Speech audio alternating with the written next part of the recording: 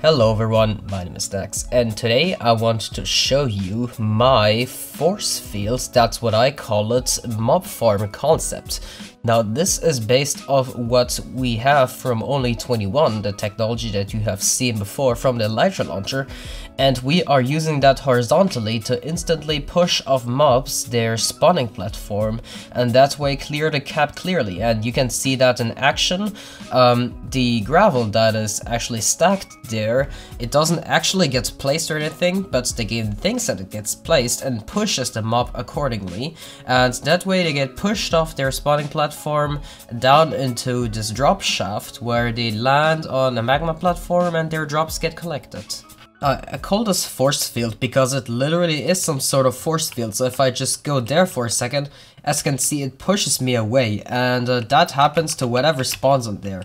But the good part is that it does not prevent things from spawning on there. So as you can see, if I actually get into there, it pushes me away, but it does not actually prevent mobs from spawning there. And that is how this farm works, and I think it's pretty cool. But one thing to keep in mind is that this farm is extremely laggy, so it's really laggy. I have a pretty beefy PC, and usually I get around 140 frames per second, but right now I'm dipping like to 60 and sometimes even below, and that is because there is over 1,000 actual gravel, or depending on what you build it with, gravity blocks stacked here. So each one has about 9 or 8, I believe, and there is 16 times 4, well times 8 technically, since there's 2 sides, and yeah, that is a lot of gravel.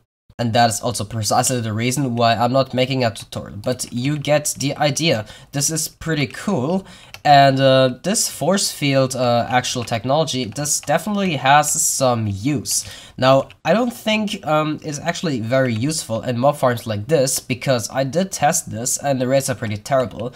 We can see down here at the collection system, we have 4 hopper minecarts collecting stuff, and yeah, I did clear the chest recently, but the rates were not so good. But there is definitely an advantage to this, which is that you don't need to use any stripes or something for the mobs to walk off, and it's not based off of pathfinding, so they just get pushed off. As you can see, I just turned that on and they all got pushed off. Now it's a little hard to see this in action because we have to distance ourselves a little, but yeah, we can definitely see it in action, and because there is so little spawning platforms and the spawning algorithm is a little slow in Bedrock Edition, the spawns do take a while. Now, just like I said, the mobs get put into this drop shaft right here, while they get pushed by, theoretically, the gravity blocks, which don't actually get pushed. And yeah, that's how they end up down here. So you can see them getting pushed around a bunch, and they fall down here, where they die from fall damage, and everything gets collected. Now, as you can see, there are some mobs falling to the side, and this is because I haven't made this spawning platform large enough. Overall, I didn't do enough testing on this to get any conclusive results, but so far, what we have is that this is really not worth it, because, well, the gravity blocks are extremely laggy, especially on that many of them, and if you were to make this a more efficient mob farm, you would have to use many more spawning spaces. But I have to say, it does look pretty cool having many mobs spawn and then spread out and all die, and instantly get pushed off, and that's pretty cool. Now, there definitely is some applications in this other than making mob farms. Well, of course you can make other type mob farms that only use one layer anyway, such as fortress farms or actual passive mob farms. That could also be something that you would be able to make use of this mechanic. And yeah, just like that, hostile mob farms are probably not the thing that are useful for this, but like I said before, it still looks pretty cool nonetheless, and I suppose that makes for a pretty nice creeper cannon. So, not really making a tutorial on the entire thing, because like I said, it's very laggy, not worth it, but I'm just gonna show you the base mechanics just for the sake of it.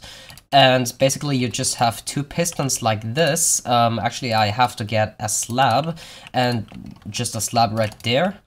And yeah, this is basically the way you build it. You just stack up some gravity blocks, you make them fall down there, and what you can do then is just go like this, get a normal piston, like that, and basically push the gravity blocks into this position right here, replace that, And once you are at that stage, you can actually place a sticky piston right here.